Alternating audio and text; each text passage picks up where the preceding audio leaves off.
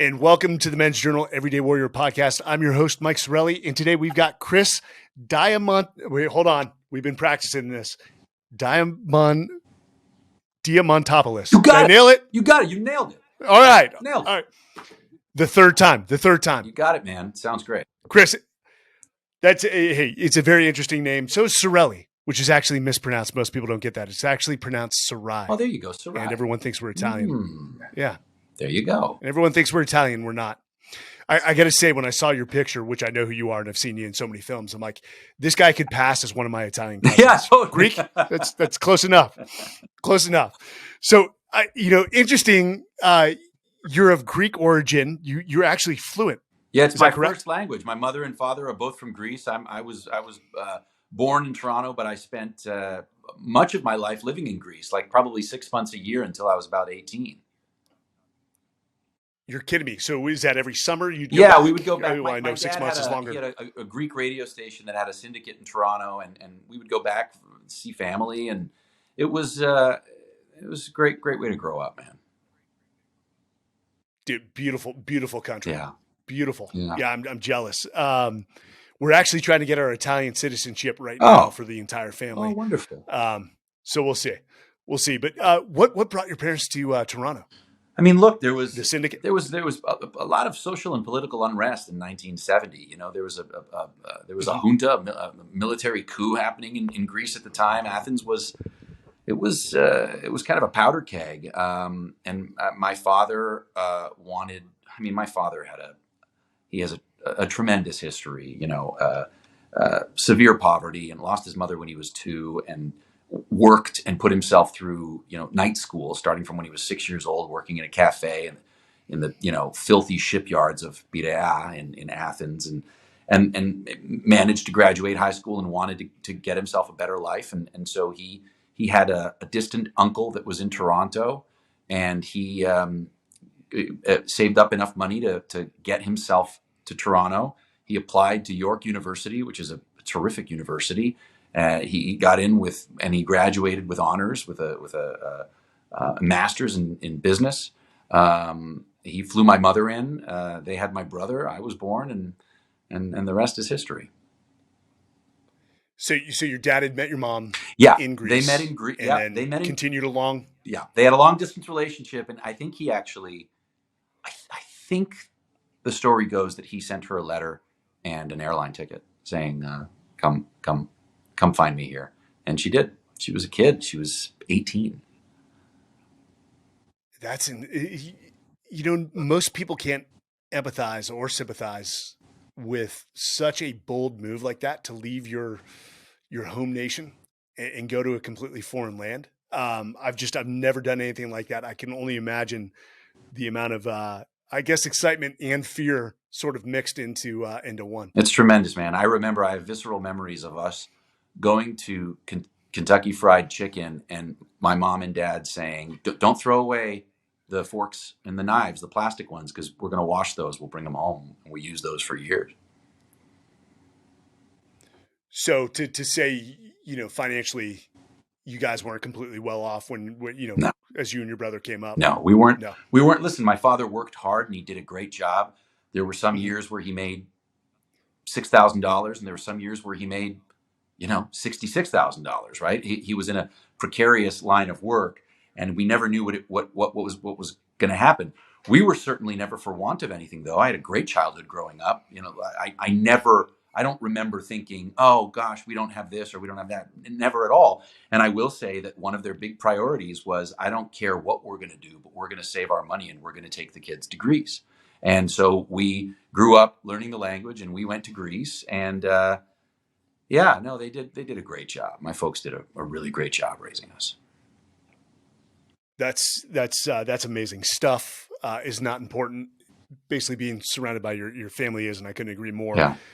So you said your dad was in radio. Yeah, my father, it's funny, man. The apple doesn't fall far from the tree. My father has the most mellifluous voice. He was in broadcasting for years. He advertised for small local Greek businesses on the Danforth in Toronto. He interviewed various politicians and dignitaries that would come into town.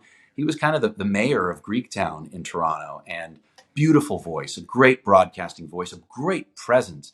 And I think deep down inside, he always wanted to be an actor. So, despite the fact that typically, uh, Greek immigrants hearing that their 8-year-old or 9-year-old wants to be an actor, typically they'd be like, no, no, no, no, no, no. You're going to be a doctor. You're going to be an accountant. You're going to be in finance. When my dad heard it, I think that something sort of ignited in his heart, and he was like, okay. And then my mom was like, all right, let's make it happen. And to their credit, my parents don't know the first thing about being show parents, but I have been acting professionally for 38 years because of them. No kidding. So, did they enroll you in No, a? I'll tell you what happened. We'd go to Greece, right? And we Mhm. had this little one room flat that we would stay in that was close to the water, and we didn't have a TV. And my mom and my dad or my brother would say, "Okay, Chris, do some Three Stooges for us," and I would act out a Three Stooges episode, and that would be our entertainment after dinner. Or do the court jester, do Danny Kaye, or whatever it was, right? And so I had a real knack for it, a real knack for doing voices and switching characters. And when we got back to Toronto that fall, I hadn't turned 9 yet. My mother's friend mentioned, "Oh, I'm taking my son Peter to this acting class on every Saturday. I know Chris is really like he likes doing voices and stuff. You should check it out." And so it was like a classified ad. It was one of those things where it's like they're stealing money from the parents, right? You pay them $900 for 9 weeks of acting lessons, and then at the end, agents will come and maybe your kid will be picked to do commercials or whatever the hell it was. Yeah. It just so happened that I loved it. I did great. I had a ball. My mom took me. I remember we'd go on the subway downtown Toronto. She was always nervous. We did it every Saturday. And then that last Saturday, there was the big thing, and the agents came. And I got an agent, and I started doing commercials in Toronto. It was really neat. No kidding. At 9 years old. Yeah, 9 years old, man. I didn't have a clue about anything, but I knew that it felt great every time I walked into a room and there was a camera there, and they were waiting for me to do something. And for better or worse, that's pretty much all I've ever done my whole life. That's and I know you mentioned the Three Stooges, because I know you actually ended up in a Three Stooges film. So that must have been just serendipity defined I for you. mean, I had posters of the Stooges on my wall.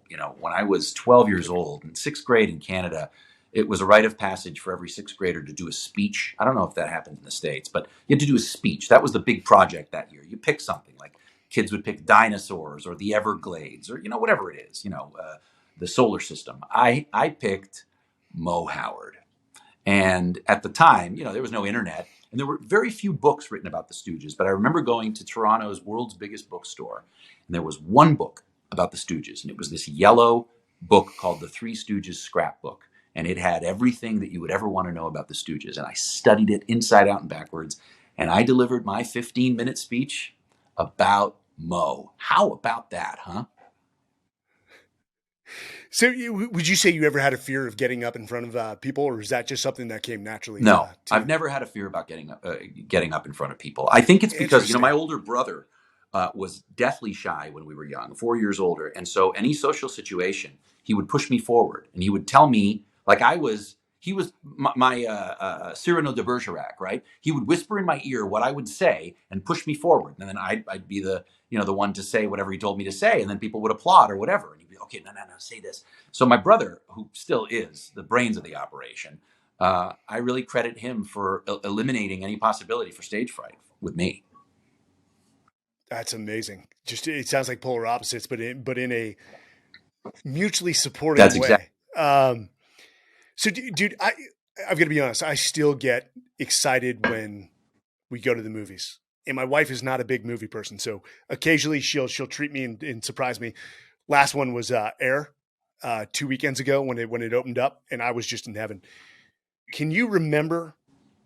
And I'm sure it was the big screen that grabbed you. It may not have been, but what was the first sort of vivid memory for you where you watched either a play or a movie, and you're like, okay, this is what I want to Well, do. you and I are kindred spirits in that regard. I'm here in Montreal shooting a series right now, and last weekend or the weekend before, I went to see John Wick because I needed something to do, and I love I support Keanu Reeves in any chance I can, because I don't know him, but he seems like such an awesome guy, and I love his movies, and I love the John Wick series. And I tell you, I hadn't been to a movie in forever, and I went and I got a big popcorn and I sat down, and I was just in walking into the theater. I get goosebumps, and it just reminds me of, well, first of all, how silly everything is, how futile it is to try and maintain any control over anything. It's all, it's that beautiful song, life is just a bowl of cherries, don't take it serious, right? And when I walk into the movies, it's just a bowl of cherries. Sit down, have some popcorn, and let it just wash over you. And I'll tell you, that experience has stayed with me from, I can't remember the first movie I ever saw, but I have a visceral memory of my father inappropriately taking me to see Amadeus in the movie theater. And I was mesmerized, blown away. And it wasn't Tom Hulce, whose performance I love, by the way. It was it was F. Murray Abraham. I was terrified by him, and I was drawn in a way that I couldn't explain. I just knew that I couldn't look away. I didn't want to leave. And it's the kind of thing where even still now, after a movie's done, I look down and I'm covered in popcorn because I can't look down into the container. I'm just trying to get it into my mouth. But I'll say, so Amadeus was a big one. There's another big one. When we were in Yeah. Greece, there was an outdoor cinema that was next to the place that we were staying in, and sometimes we couldn't afford tickets to go in. So my brother and I, so the cinema would uh, uh, happen when the light went down, when the sun went down. My brother and I would climb up onto the stone wall and sit up on the wall and duck our heads under the tree branches and watch the movie from the wall.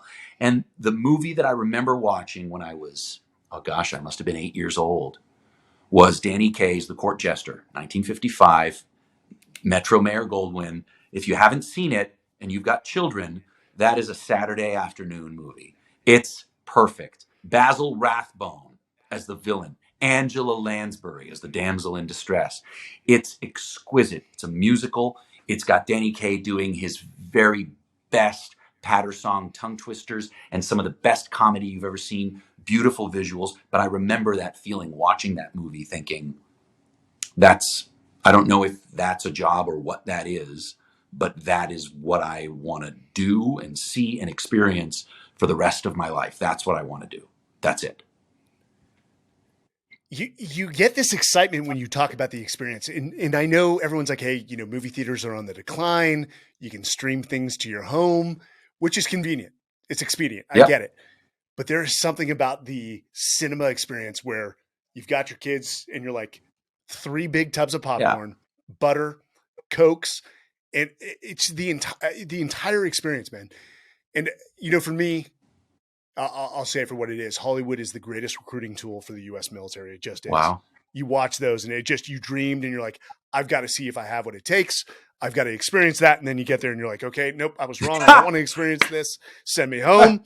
But additionally, Chris, like it seems like you are an encyclopedia of cinema and in Hollywood.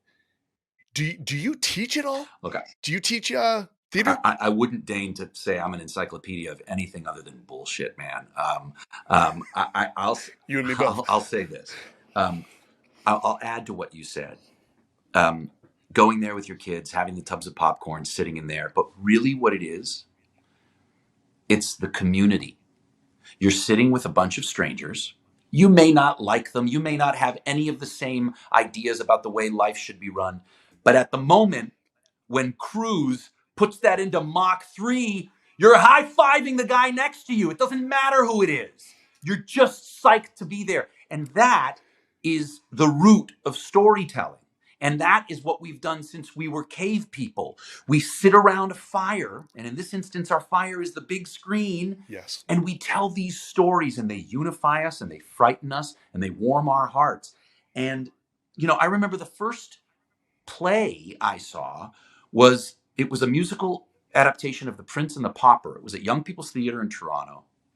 And I just couldn't believe that these people I knew that they were actors on stage, but I was I was so drawn in by what they were doing. I could feel their spit on me. It was such a small theater. I could smell their clothing and their makeup. Like, I don't know, man. I think it's important to remember that it's all nonsense, but it's also one of the holiest things that we have as a race is the ability to communicate story and make people feel something. And so, do I teach? No. Would I be open to talking about my passion? Anytime. So I'm sure you have no problem when people say, "Hey, this is Chris, the actor." Do you consider yourself more a storyteller than an actor? I mean, how do you look at that? Because I believe in storytelling. I believe teaching leadership to the younger generation through what we call sea tales or analogies. Is you basically give them a story of here's what to do. I recommend you don't do this, and so forth. But I mean, when you talk again, it's like you wield this sword of storytelling. That's beautiful that you do that. I read Admiral Stavridis's book. One of them, "Sailing True North." Is that the title? I believe Yeah, yes. and I feel like he does. Maybe it's carrying on in the tradition. He does something similar with the way that he draws an allusion to the whole nautical and naval world by using these analogs of these specific people throughout history. It's absolutely beautiful. I love the moniker Chris Diamantopoulos actor. I wear it like a badge of honor. But I think storyteller works. I mean, honestly, look, man, I am I'm a lucky schmuck. I grew up loving movies and loving theater, and somehow by the grace of God and just a real vein of deep-seated good luck, I've gotten to be able to do it my whole life. And I get emotional talking about it or even thinking about it because there are people out there, and you know them, that work for a living, man, that put their lives on the line for a living, that do things that matter, because if they don't do them, we'll die. Okay. And they are unsung heroes. They're not on this podcast. You're not talking to them. You're talking to me. And what I do for a living is occasionally bleach my hair, put costumes on, and makeup. Right. So look, all I'll say is this: I don't. I know that you've interviewed a great pedigree of people, but of all of them, I'm probably the luckiest one you've ever interviewed. That is the humility coming through. You talk about your role, and we've had some great actors on like yourself. Everything is intertwined. In the analogy I used for them, or the story was, you don't know what it means. I think I said this to Dave Bautista. I said, you don't know what it means to us when we're in a combat zone. You're 5 months into a 7-month deployment. And unfortunately, we had, you've probably heard this term, the Haji copies, which is somebody pirating your Yep. movies from in the thing. And I know that's awful. It's an awful industry, but that's the only way we got movies. But just the excitement to sit down for 3 hours and pretend you weren't in a combat zone, you weren't going on a mission, and you just get engrossed by whatever movie you and your peers produced. But it was a reprieve for us in a lot of ways, and so being grateful for everyone in the role they play is essential. And I mean, it's the key to kindness and respect, having respect for even the person that sweeps the floors into the restaurant you step into, man. So, hey, we're both very lucky. So at what point did you move to New York? Well, Or at least what I read, it sounded like you moved. yeah. Sorry, man. You got me emotional there, man. Thinking about those men and women. Sorry. Oh, it's okay, man. These people, what they do, man. What they do. Okay. Well, hold on. I'm gonna go one further. Uh, Arrested Development. Uh, so no. This is funny. This is a tie. So I remember we binged on Arrested Development, which you were a part of, and God, what a great series, dude! What a great It was series. just so unique. And so we'd want to binge and we want to watch 3 episodes in a row, but we said, hey, no, we're going to do one episode we're going to go out on this mission, which is it's a 48-hour sniper Overwatch mission, and we'll watch the next episode when we got Wow. back. So we left ourselves I guess a something to look Something to look forward forward to. to. Yeah. Yeah. And we made it through Arrested Development, the seasons, and we actually had 2 episodes left, and it was our last mission. We went out and we a few of us got injured and one guy was lost, and we never watched those last 2 Oh my episodes God. of Arrested Development. But again, it's funny now that I'm talking to you. I just put 2 and 2 Wow. together. Wow, man. That was one deployment and one show we watched and loved. Amazing. Incredible. So, incredible. Small world. Very small world. I'm sorry. I think I interrupted you. You were. Oh, when did I move to New York? That's Yeah. what you asked. Okay. So look, I started doing like commercials in Toronto when I was a kid, and I was a pretty cute 9-year-old, pretty cute 9, 10-year-old. I think I was a pretty cute kid. I was not a cute teenager. I puberty hit me with a baseball bat, man. I mean, I tell you, overnight, I went from cute kid to, gee, what happened to that guy? And my agent dropped me overnight. The phone stopped ringing. So it's really interesting. At 13, 14, I experienced my version of Sinatra's, uh, 1955, when he was told, "You'll never sing again, Frank." Yeah. It was that, like, you're done. You're done. No one wants to see you anymore. And I have to tell you, I had an existential crisis when I was 14 because I knew what I wanted to do. I knew that's all I wanted to do. I had a taste of it. I did lots of these national commercials. I was kind of a local celebrity. I was a thing. And I wasn't. It was gone. And I realized then, maybe not consciously, but obviously, looks weren't going to get me anywhere. And thank God I figured that out, because I didn't get any better as I got into my 20s or 30s. I'm finally looking like a 48-year-old. I've looked like I was 48 since I was 14 years old. You know what I mean? So I realized that there's got to be more to it than that. And fortunately, because I'm lucky, I think I think that, look, God didn't give me much in in any other meaningful ways, but for some reason he gave me this ability to speak in a facile manner. He gave me this ability to recognize where my mimicry could come into play. He gave me this observational ability to see certain things, idiosyncratic behaviors that I might be able to hold on to and either use to my advantage, or recognize them as a cautionary tale. He gave me a keen observational eye and ear, and he gave me a musical ear, a pretty good one, actually. I didn't realize how good until more recently, but more on that later. And so I very quickly started to go back into the things that inspired me, into those old movie musicals, all the Gene Kelly stuff, Sinatra stuff, Danny Kaye.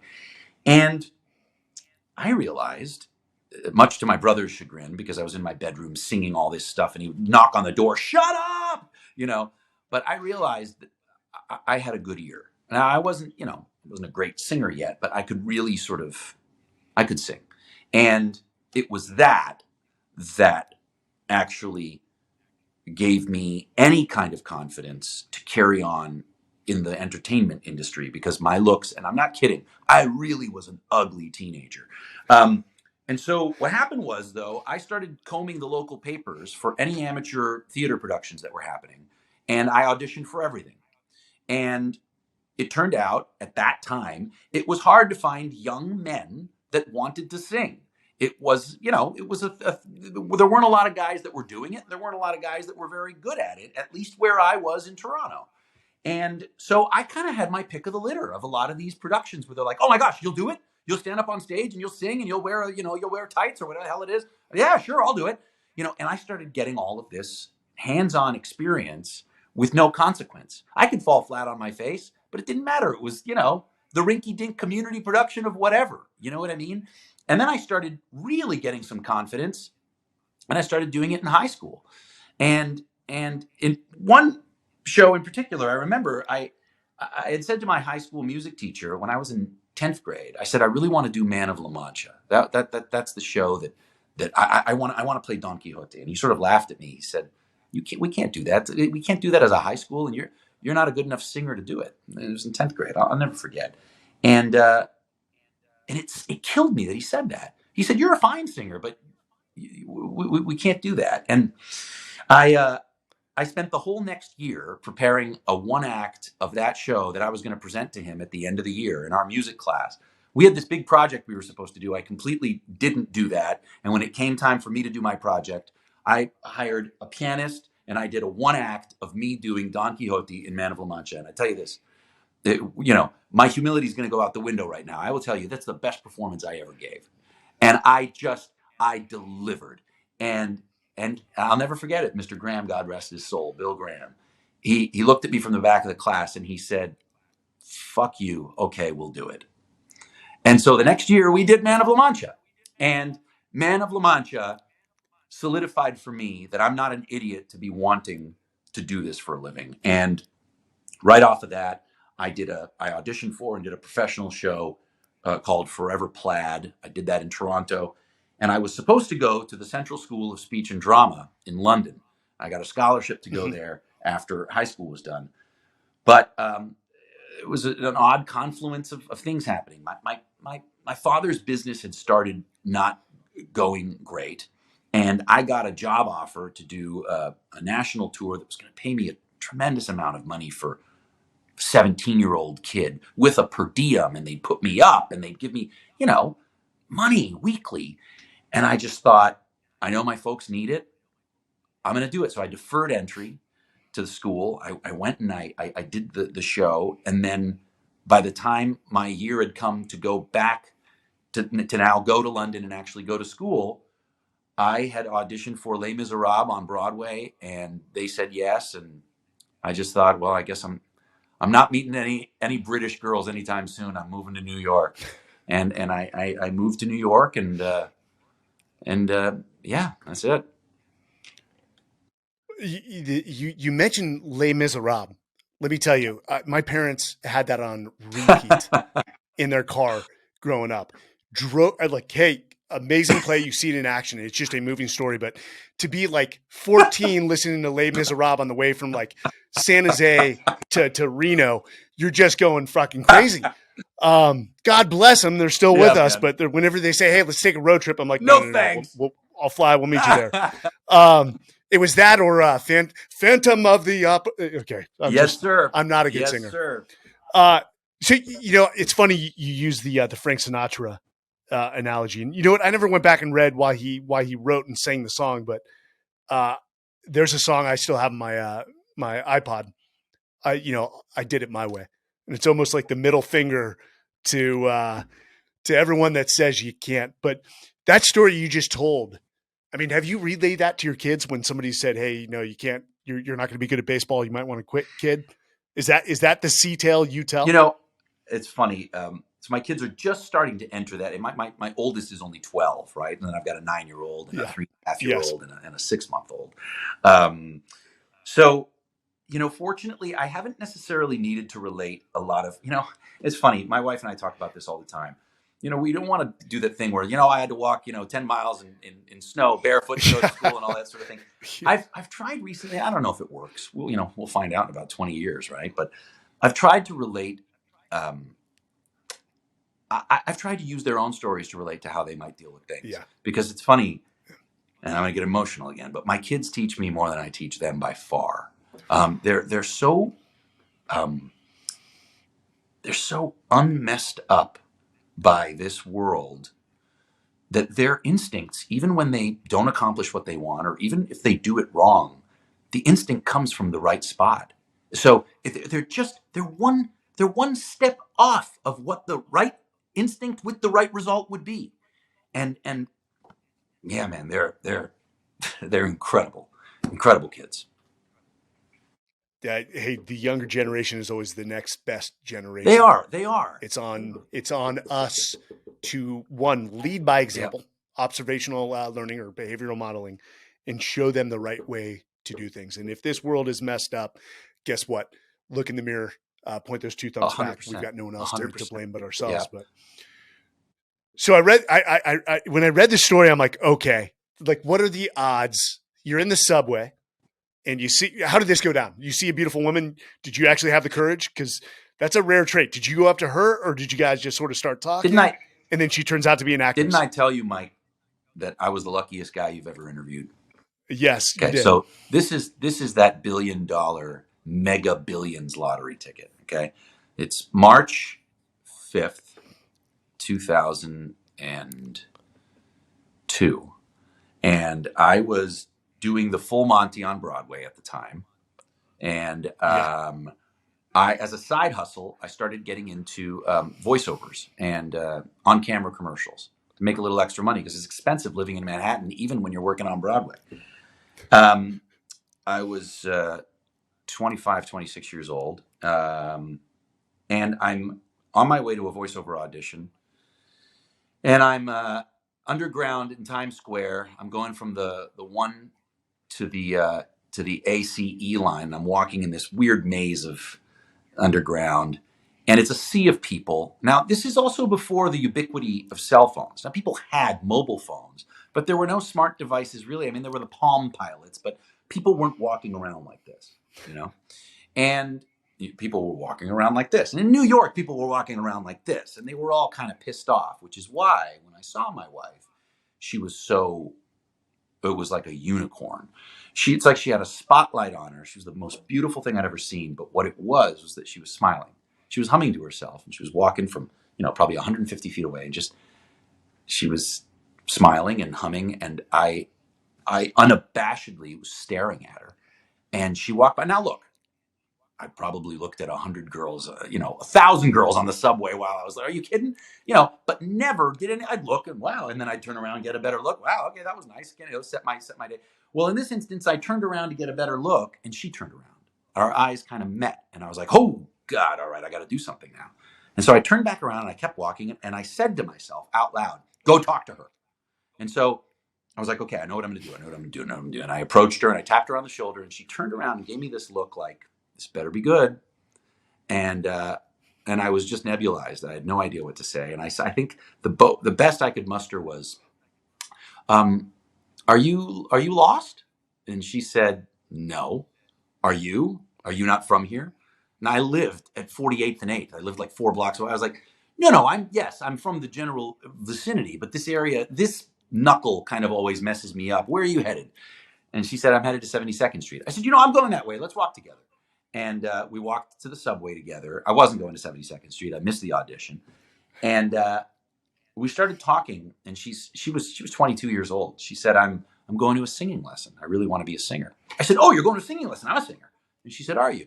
And I started Rolodex thinking, I'm like, singing lesson, 72nd Street. And I lived in New York for a while that time. I knew all the basic singing teachers. I was like, "Are you seeing so-and-so?" "No, no, no, no." "You're seeing Bruce Kolb?" "Yeah, I'm seeing Bruce Kolb." "Oh, okay. Well, you can say hi from Chris. He knows me. I did Les Mis." And she was like, "Okay."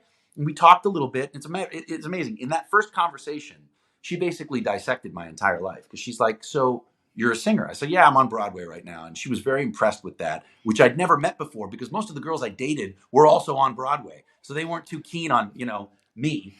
But she was pretty impressed. And I said, "Yeah, I really want to go to LA. I really want to be in TV and film." And she said, "Well, then why don't you do that?" And I was like, "You don't just give up a Broadway show and move to LA." And she Yeah. said, "Well, you do if you want to be in TV and film." And I said, you don't know what you're talking about." She goes, "Well, all I know is you're sitting here telling me you're not impressed with being on Broadway and you want to be in movies. So why are you still here?" And I'll tell you what, man, 2.5 months later, I gave my notice and we moved to Los Angeles together. We, Me and Becky. after 2 months. Yep. No kidding. So to say it was a whirlwind romance is an It understatement. was, man. But I'll tell you what, it was crazy because she had more belief in me than I had, and certainly more than the universe was willing to give me evidence that it had in me at the time as well. Because I gave up a Broadway career, and I didn't get work for almost 3 years. I couldn't even get an agent. They wouldn't even consider me for a non-speaking role. It was like it's like the motor of my life and business stopped. And every time I kept saying to her, "Fuck it, I just want to go back. Let's just go back to New York," she would say to me, this is what you want to do. You have to stay. You have to figure out a way to break through. And I would get so angry with her. I was like, you just don't understand. She was like, I do. It's hard, but you've got to do this. It's very cliche to say that behind every strong man is a stronger woman. Because Becky, in her own right, has a very successful Yeah. career. But I will mimic you, man. I have more doubt in myself than probably anyone, but it's always my wife that says, no, stay the course. It's less about whether it's a man or a woman. It's about a It's your partnership. partnership. It's a partnership. It's the person. I say this to young people that ask me, like, if they're dating or whatever, what should I look for? There's a Greek word, ponos. Ponos means pain, but it means more than pain. It's empathy, it's sympathy, it's love, it's trust. And so your partner has to have pono for you. They have to feel that when you fall, they feel it before you hit the ground. I'm going to look that up and read more on that. Bonos. Ponos. Ponos. Ponos. Ponos. So, diving into your relationship a little more. How soon after you guys moved to LA did you get married? And then you said your oldest is 12. Yeah. So I'm thinking 2011 is when you had 2010. Yeah, so 2010. 2010. And so we started dating instantly. We moved in together in New York, and then we moved to LA. It was a fluid thing, though. We would go back and forth between New York and LA. I gave up on Broadway, but my career in voiceovers and had really started picking up, and that's how I was able to subsidize a lot of this. She started, really starting to get work as a commercial actress on camera. And then when we got to LA, she was 22, 23, but she looked like she was about 17. So she started getting a lot of auditions for, real TV shows and movies. And I would drive her and they would say, your dad has to wait outside. I was only touche, sir. Touche. It was crazy. I was only 5 years older than her, but I'm telling you, I looked like I was in my 40s. Dad has to wait outside. I was like, Dad, okay, fine. So anyway, we got married in 2005, and it was a beautiful, tiny little wedding.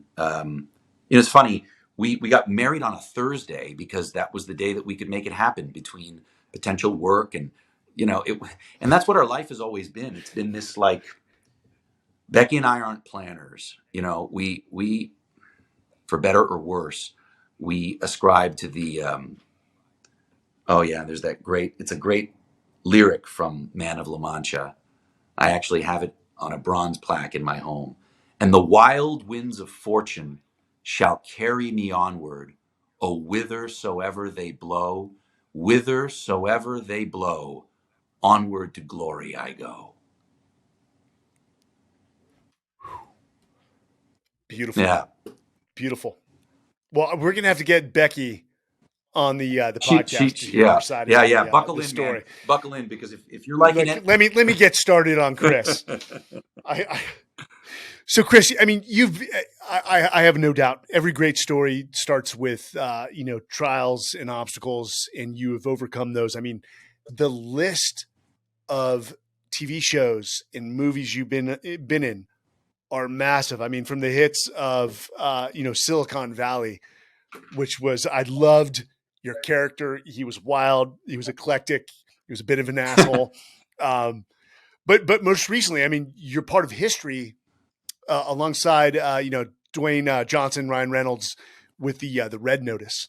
And correct me if I'm wrong, you had 2 films come out that month on Netflix, wasn't it? Yeah, there was Red Notice, and then there was the miniseries True Story with Kevin Hart and Wesley Snipes. Yeah, that's right. Yeah. That's right. Is Red Notice still the top? Was it the top grossing film of Netflix of all time? Yeah, I believe it still holds that title. And I'll say, if it is so, it's not surprising to me, because I think Dwayne Johnson can power a planet with his charisma. And you should know this. He is an absolute sweetheart of a human being, and such a delight to be on set with, and such a positive and affirming leader. And I learned a lot sitting back and taking the old stoic standpoint of God gave us 2 ears and 1 mouth. Let's use them in the right proportion. And I sat back Yeah. and I listened and I watched that gentleman at work. That is a cast of Oh characters, yeah, man. yourself included. I'm sure the antics were You're nonstop. not I going know to you get guys any. are focused You won't get on the any. You production. won't get funnier than Ryan Reynolds. Are you kidding? The guy's like he's like he's like Cary Grant meets Bugs Bunny. He's handsome and charismatic and talented and the funniest whip smart mind I've ever worked with. And then you've got Gal Gadot, who is unbelievably funny and witty in her own right, and possibly, the face to launch 1,000 ships. She's absolutely Yes. stunning and so talented. And no, I was very fortunate to be a part of that group of distinguished individuals. That I can only imagine the experience that Yeah, was. But you've got some great works coming up. You've got the Sticky. You've got Miss Davis. The Sticky's about to go into production. that's right. If So the I'm Sticky, correct, right? we're almost done filming. Actually, Jamie Lee Curtis arrived in Montreal last night. We had dinner, and tomorrow I start working with her. I can't give any Easter eggs away. I will say that fans of Jamie Lee Curtis are going to be overjoyed with what she is doing in The Sticky. It's me and Margot Martindale, another terrific Yes. career actor. And that's going to be on Amazon Prime in 2024. And then Mrs. Davis, as you said, that just came out about 2 weeks ago. There are 5 episodes on Peacock right now, and then the last 3 will stream every Thursday. And that's a tremendous show, produced and written by Damon Lindelof, who did Watchmen, Leftovers, Lost, and it's acted brilliantly by the exquisite Betty Gilpin, whom you've seen in a million things, but probably most notably on Glow on Netflix. And it's a tremendous ride, and I play a character on that like you wouldn't believe. The character's name is JQ, and if you look too quickly at it, you wouldn't even see me because I don't look like me at all. Interesting. Interesting. That actually brings up a point because I had heard this. So for Red Notice, was there a character switch with about a month left Oh yeah, where they said they wanted you yeah. because There was. you stay in shape. You clearly stay in Yeah, shape. I'd be interested to see what your routine I'll is, but tell you. Yeah. you basically were told, "Hey, eat whatever you want. Not get I fat, was but supposed to get get soft." fat. I actually was. I was supposed to be. We described the character a little bit as like Elmer Fudd. So I was gonna shave my hair down a little bit to be kind of bald, and I was gaining weight. I was eating donuts and pasta and pizza, and the character was going to be Greek. I made the character Greek, and we had this whole backstory, and then yeah, it was about 3.5 weeks before production.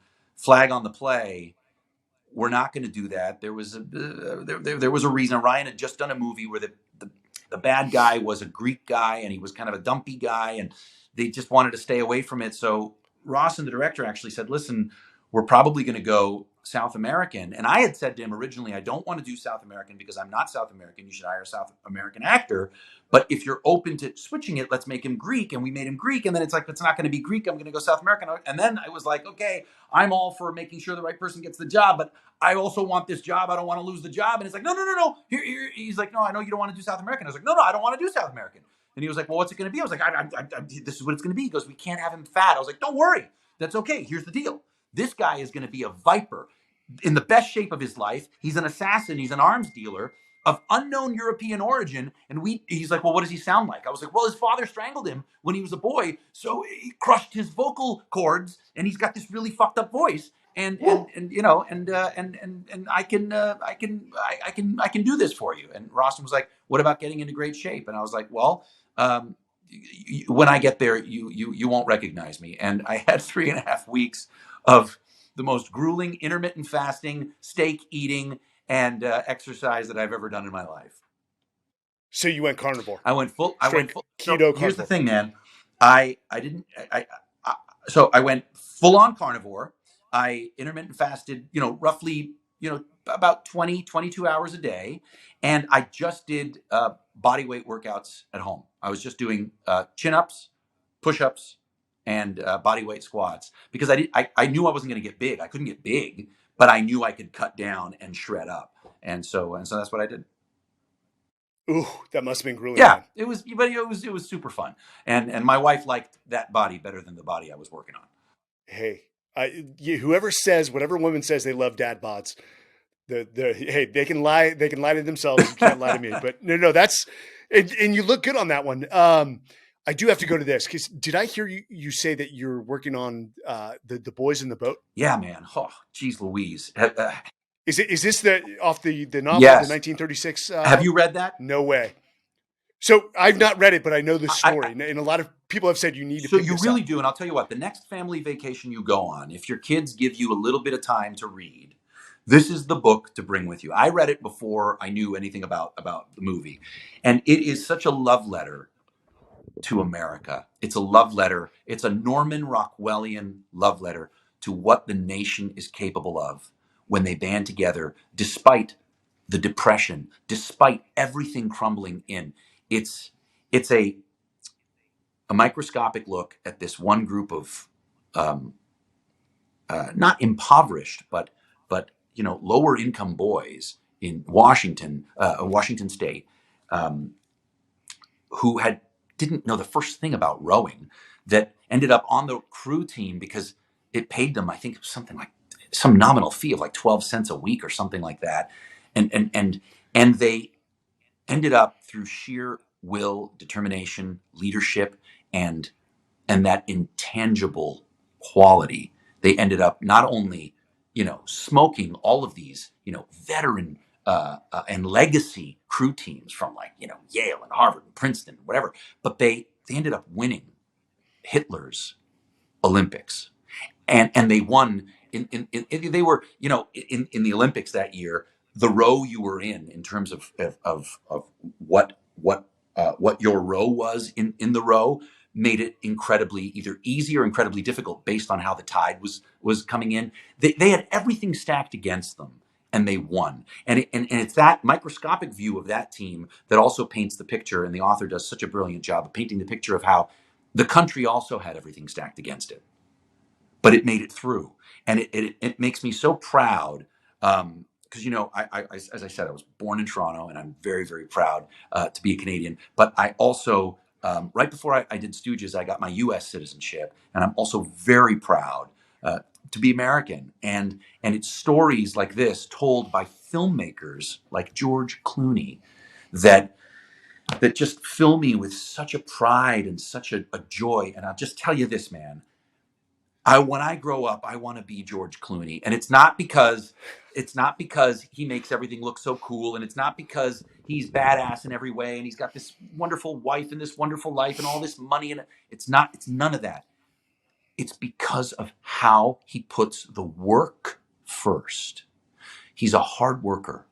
And I estimate that George Clooney works now as a multi-gajillionaire super success exactly the way he did when he was struggling to find his way as an actor that nobody knew. He is genial, he's kind, he's prepared, he's well read, and he's not distracted. He didn't have his phone with him on set. He didn't disappear into a trailer. He was there to make the movie, and making the movie meant being there. He talked to the extras, he talked to the crew, he talked to the actors, he shared stories. He was engaged from the moment we got to set until the moment we left. And I watched that and I thought, that's the way to lead. That's the way to lead. I think that's the way to lead, regardless of profession, and that's overwhelming and encouraging to hear. I mean, you brought up Keanu Reeves, and everyone's heard the stories. The man's humility, from what I've read, is off the Yep. charts, and the way he treats people with empathy, kindness, and Yep. respect. Hey, there's no other way to go through life. I don't care what you've accomplished, how great you think you are. Just treat people, especially people who can't do anything for you.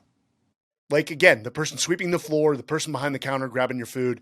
Treat those people with the utmost respect, and that tells me a lot about the character of individuals. But I believe in timing, and Chris, as you're talking about the boys in the boat, I own a company called Legacy Expeditions alongside a guy named Andy Stumpf, who was also a retired Navy SEAL, better SEAL than I was, but I won't say that to his face. Um, but we recently went and we did 7 continents, 7 days, 7 skydives, and we set 4 world records. But Wow. we had a group of, but this is where the analogy to the boys in the boat. 6 special operations guys came to us and said, "Hey, we want to row in one of those, rowboats, 3 row at a time, 3 sleep in the small capsules. Oh, wow. We want to row Drake's Passage from South America to Antarctica, which is the most treacherous stretch of sea.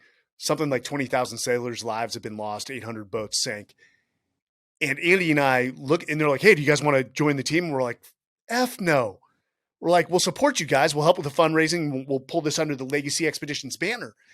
But so there's only one crew that has ever done the Drake's Passage, and they did it in 12 days. And they reached out to the team. These guys are humble. Hey, go talk to the people that have done it, who have experience. Let's hear what they have to say. And they were kind, but they basically said, "Hey, the crew that did it in 12 days are all experienced oceanic rowers." And they're like, what's your experience base? And all the guys are like, we were special operations. I've got a Concept 2 rower in my house. That's about the extent. And they're like, "Yeah, guys, this is going to be really tough for you. If you don't maintain this speed, you guys aren't going to do this." And sort of subtly, we're trying to talk them out of it or scare them. But I'm going to tell you, like, knowing the caliber of the gentleman, and I'm going to send you the deck. It's interesting. I can't wait. This is going to be so awesome. Wait. Yeah. You're talking 20-foot seas. And I'm going to be on the maritime support vessel with the rescue team. I'm going to be on pins and needles watching these guys, but they're not deterred. Not deterred. Yeah. Listen, this is why I say I play a man on TV, but those are men, okay? I'm a reasonable facsimile thereof. Oh, my. And I'm not those men either. I'm sitting on the maritime support vessel with coffee, but I'm going to get them this book, and it just dawned on me. I'm going to send them each of this book and say, "Hey, not only is it relevant to what you guys beautiful. are doing, it's also a love letter to rowing. It's a love letter to the very.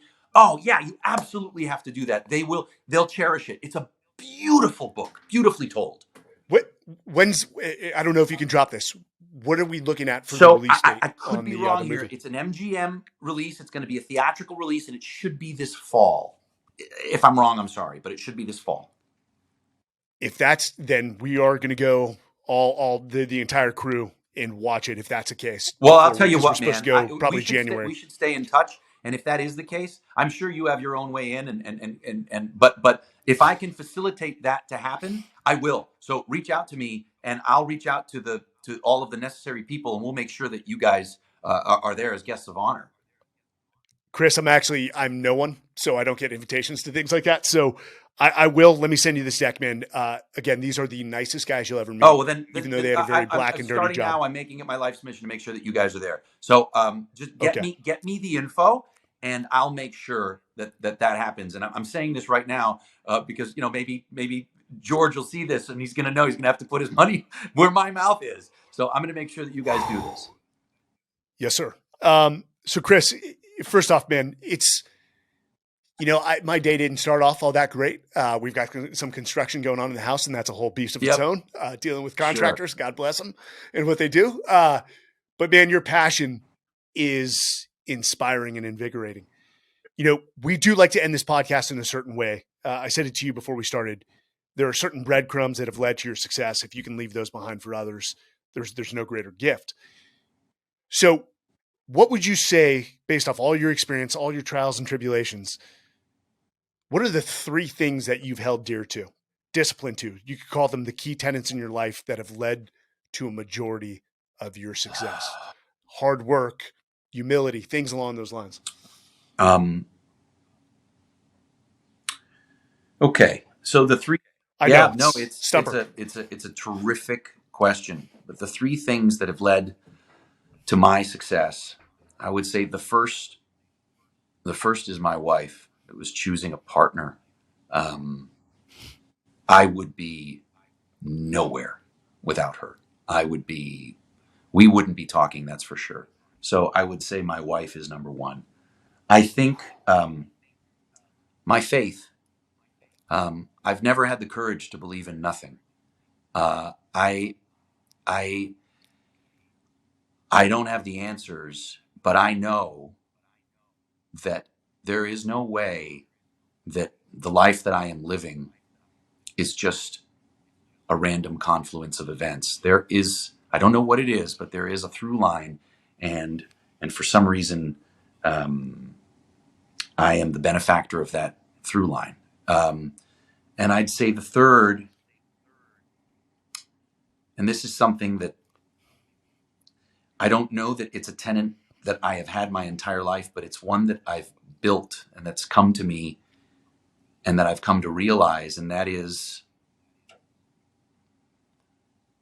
the release of expectation, and truly accepting life for what it is, but recognizing the magic and the beauty of what is, despite the fact that a circumstance may, feel a certain way.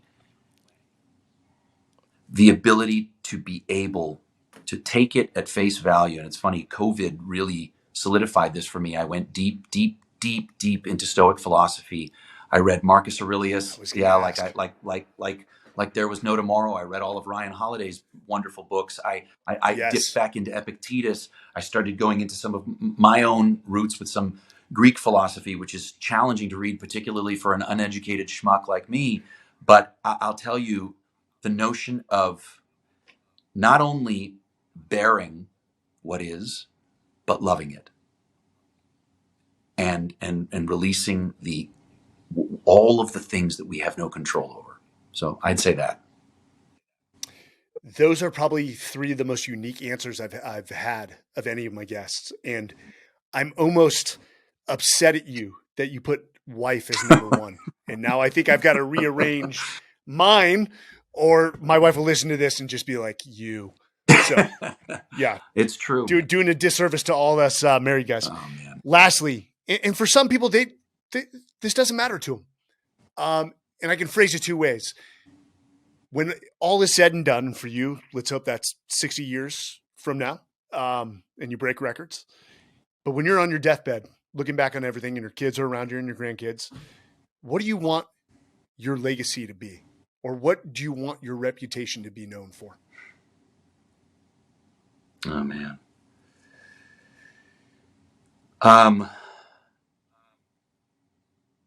Yeah, I mean, I think the best thing that I could ask for, the best thing that I could hope for, is that if I was in the room, I made people feel better about themselves and feel better for it.